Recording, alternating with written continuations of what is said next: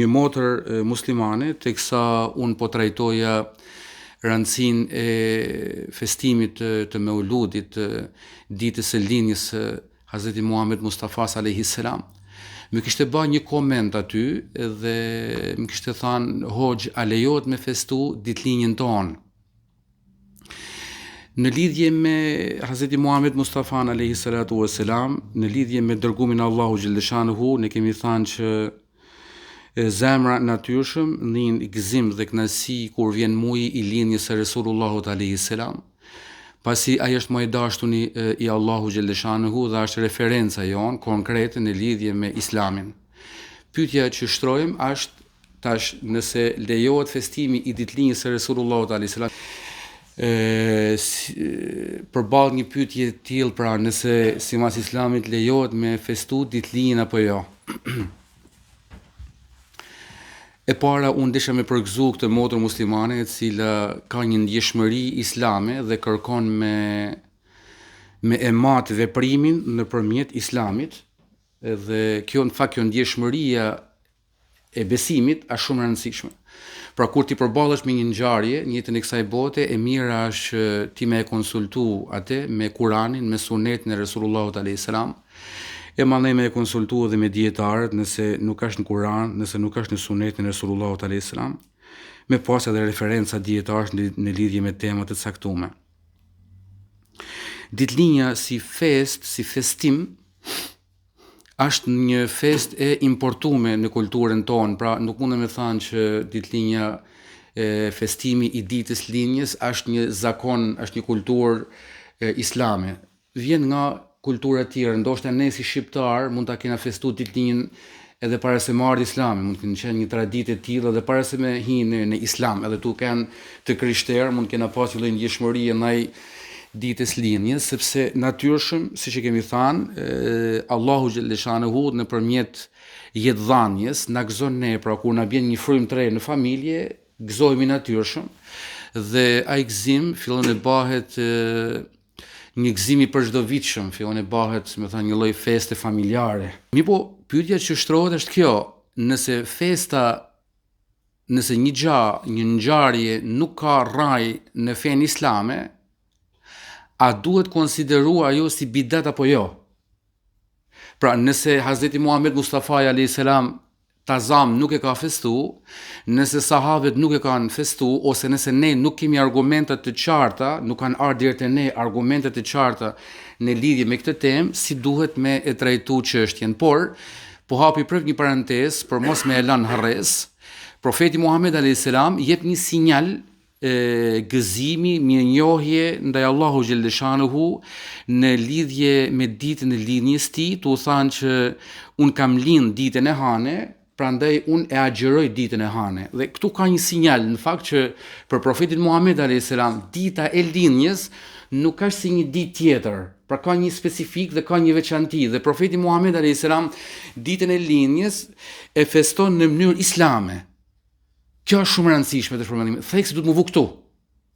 Ju a me festu apo jo, po si me festu ditën e linjës? Nëse ti vendos me festu ditën e linjës, tu dhan sadaka për shembull, tu dhan lëmosh, kjo është një gjë e mirë, sepse ti ke bë sebeb, ke bë shkak një ditë, ditën e linjës kur Allahu të ka fut në qenie ty, pra. Pra ti ishe në mos qenie dhe të ka fut në qenie, të ka fut në trup. Dhe në shenjë mirënjohje që ty Zoti të ka dhënë jetën, ti dhuron sadaka për shembull. Këtë mund mos ta ketë bë profeti Muhammed alayhis salam, sepse ai thjesht mund të ketë agjëru, por ç'a ndodh? Nëse një gjë nuk e ka bë profeti Muhammed alayhis salam dhe e bëjmë ne, kjo nuk është bidat në fakt. Bidat konsiderohet një gjë që nuk e ka bë profeti Muhammed alayhis salam dhe që bën kundërshtim me Islamin, me parimet e Islamit.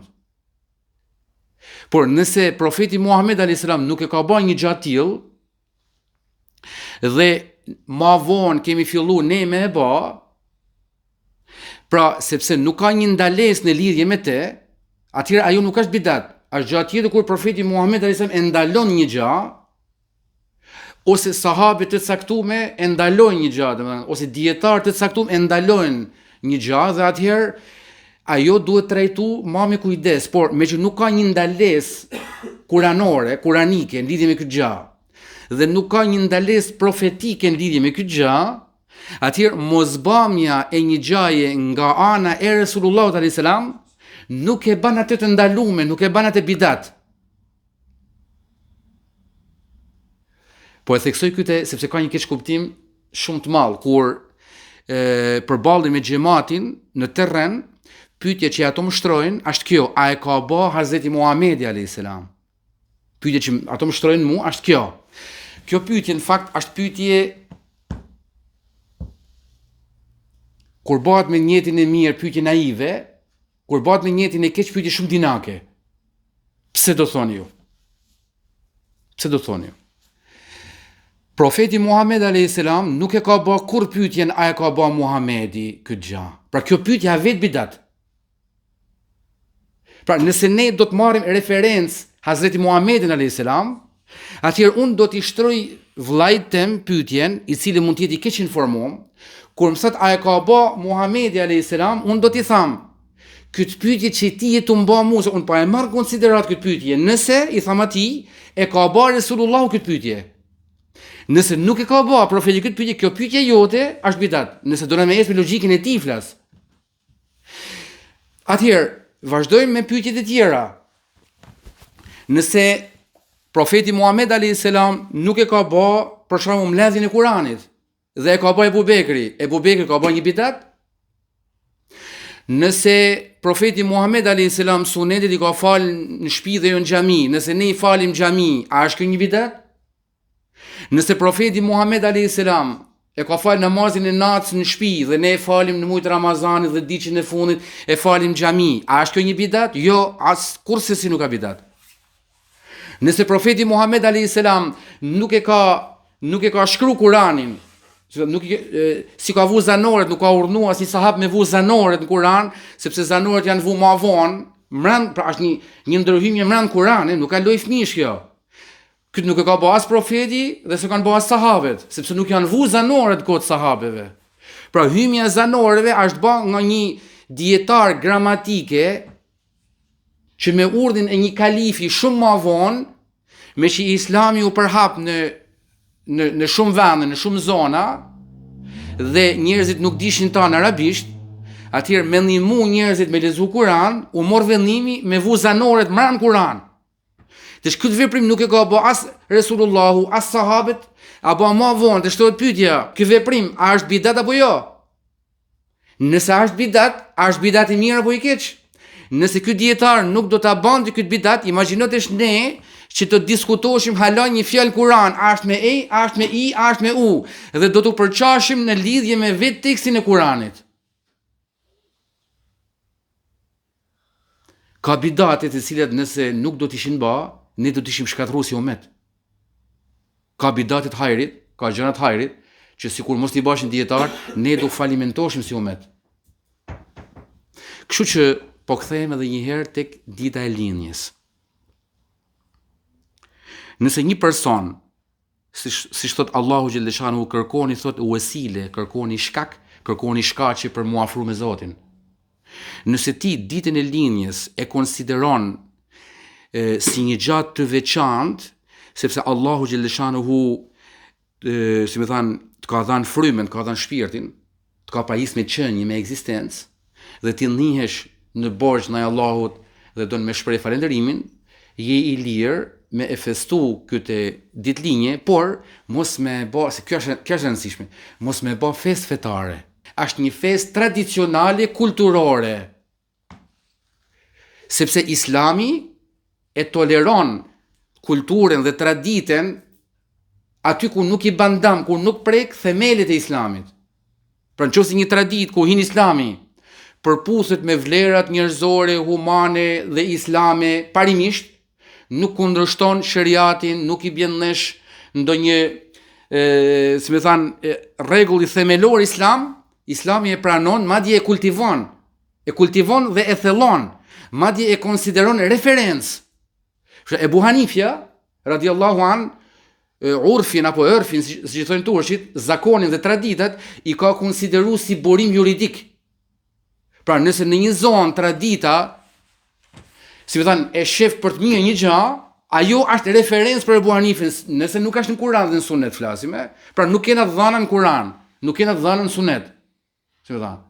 Atëherë për Ebu Hanifin, edhe zakoni është një referencë për e ku mundet me buru një normë, që bëhet edhe fetare mandej ajo normë, sepse feja respekton traditën. Ajo lloj çasti që e fut religionin në konflikt me traditën dhe me kulturën, për mu është një çastje jo e saktë. Unë nuk kam kompetencë, nuk mund të më bëj dietarin, sepse edhe ajo çasti ka dietar të mëdhenj, padyshim. Unë nuk e përkrahj atë lloj çastit brenda Islamit. Është edhe ajo pjesë e Islamit, nuk mund ta mohoj, nuk kena pse mu armisu me kërkën, por unë mendoj që ne jemi një popull i lashtë me traditat tona, të cilat nuk kena pse i braktisim dhe ne bashkëjetojmë edhe me kultura dhe religione tjera dhe jena detyruar që mi dal për Zot kulturës tonë, e cila është mënyra e përbashkët e komunikimit edhe me njerëzit e religioneve tjera. Ti nuk mund të thush diku i ka thënë Zoti dhe Hazreti Muhamedi alayhis salam, nëse ai nuk është musliman, por i thu tradita jonë të parë tonë kanë bërë një gjë tillë. Ti nuk mund të thush në një rast luftet, nuk mund të thush krishterët xhihadi është fars. Por i thu këtë vatan, këtë tokë e kemi trashëgim nga të parë. Ata e kanë rujt me gjak, e kanë rujt me, si më thënë, me sakrifisa, atëherë le ta rujmë edhe ne. Po kthehemi edhe një herë tek ditëlinja. Disa dietarë mbështeten tek një hadith i Resulullahut alayhis salam, i cili është shumë interesant. Sipas cilit, Resulullahu alayhis salam thotë, ai njeri që përpiqet me i ngja një populli, ai është prej atij popull. Tash këto thonë këto dietarë që kanë referencë këtë hadith, thonë, me që festimi i ditës lindjes nuk është pjesë e kulturës islame, nuk ka rraj, si më thënë, profetike dhe kuranike, është e importuar nga kulturat e tjera, atëherë pse ne duhet mi ngja tjerëve? Kur unë tham që jam gati jam në krahun e aty në dietarëve që preferojnë me festu ditën e lindjes, i jap këtë interpretim, jo unë, po dietarë që unë përkrahu, i jap këtë interpretim hadithit. Hadithi thot vend theksin fort në faktin që ai që i ngjan një religioni të një populli tjetër që tenton në çështje besimore me i ngja një populli tjetër, ai është prej atij popull në pikpamje religioze, jo kulturore. Për shembull, po e sqaroj. Po hin detaj, më bani Allah nëse po e teprej me detajet. Unë kam vesh një kostum anglez. Kjo s'do të thonë se unë i ngjaj anglezëve dhe jam anglez. Kjo do të thonë që ne kena rënë demelizëm dhe janë të ne i bota në tjerët. Dhe kjo asmundja jonë. Profeti Muhammed alayhis salam tenton me ndërtu një umet produktiv që prodhon, jo që konsumon. Nëse ne kemi ra në këtë kohë jemi në krizë. E pranojmë faktin që jemi në krizë. Çdo umet, çdo popull kalon krizat e veta, nuk mund të kenë në kulminacion gjithmonë. Vetëm Zoti është pa ulje ngritje, është gjithmonë, si më thënë, i pat meta. Të gjithë njerëzit e tjerë, produktet njerëzore, qytetrimet e më rrallë kanë ulje ngritjet e veta. Dhe kjo dëshmon që ne jemi njerëz, që na sina me lek. Pra dhe qytetrimi islam ka ulje ngritjet e veta. Në këtë moment jemi në krizë, e pranojmë këtë. Tash, nëse një person thotë unë du me festu krishtlindjet, për shembull, këtu ka filluar me i ngja një populli tjetër dhe ka filluar me u bë nga populli tjetër. Nëse ai thot unë kam marrë respekt për Ungjillin se sa për Kuranin, më prek më shumë Bibla se Kurani, këtu të shka fillu ai me u bë pjesë e një populli tjetër. Pra, kur thet profeti Muhammed alayhis salam, ai njeri që tenton që përpiqet me i ngja një populli tjetër, ai njeri është prej atij popull, e ka fjalën e theksoj dhe e ritheksoj për çështje besimore, jo për çështje traditash dhe kulturash, sepse ne natyrshëm, duke qenë në Europë, ne jemi ndiku kulturalisht nga europianët dhe Islami nuk ka gjë kundra kësaj.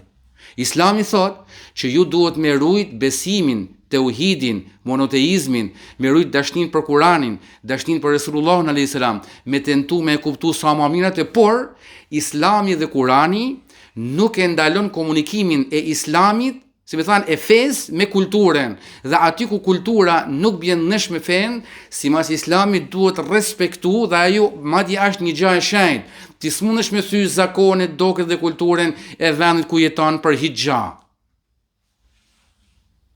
Sepse njerëzit e kanë respekt dhe e dojnë atë gjë, dhe ti duhet me pas ndjeshmëri ndaj ndjeshmërisë tyne, me pas kujdes ndaj ndjeshmërisë tyne. Kështu që unë kësaj motre muslimane i tham që nuk ka asnjë gjë të keqe me festu ditën e linjës mrena kulturës islame, jo me pije, jo me hallakatje, jo me muzikë dhe me dehje, jo me hashash dhe me haram, po me festu si mbas rregullave islame, pa i thy ata nëpërmjet një agjërimi, nëpërmjet një sadekaje, nëpërmjet një zekati, nëpërmjet një leximit Kuranit, nëpërmjet një shtrimit të drekës njerëzve të familjes, nëpërmjet ftimit afërmve dhe fuqizimit të lidhjeve sociale që ne kena me ta, nëpërmjet një namazi nate, nëpërmjet një tesbihati duke i thënë Zotit falënderës që më ke bërë me lindë shnash, tu shpreh falënderimin dhe minjohen Allahu xhelleshanehu që t'i ka krijuar gjitha kushtet, që t'ka fal me nan, ka fal me bab, t'ka fal në një popull, domethënë të largë dhe me kulturë, që t'ka fal në realitet dhe në mundësi të mira. Të gjitha këto janë mundësi që ti mi shpreh Allahu xhelleshanehu falënderimin dhe mirënjohjen, dhe kjo nuk ka askur gjë të ndaluar në Islam. Besoj jemi sqaruar lidhur me këtë temë dhe jemi mirë kuptuar që Islami ka festat e veta dhe nuk mund t'ja shtojmë ne festat, edhe tradita ka festat e veta dhe ne nuk mund t'ja mohojmë. Lindja e njeriut është e shenjtë, e në të njëjtën kohë edhe lindja e një kombi është e shenjtë. Ne jo vetëm do festojmë ditën e lindjes tonë, do festojmë edhe ditën e lindjes kombit tonë, pra ditën e pavarësisë, dhe Islami nuk ka kur gjë kundër kësaj.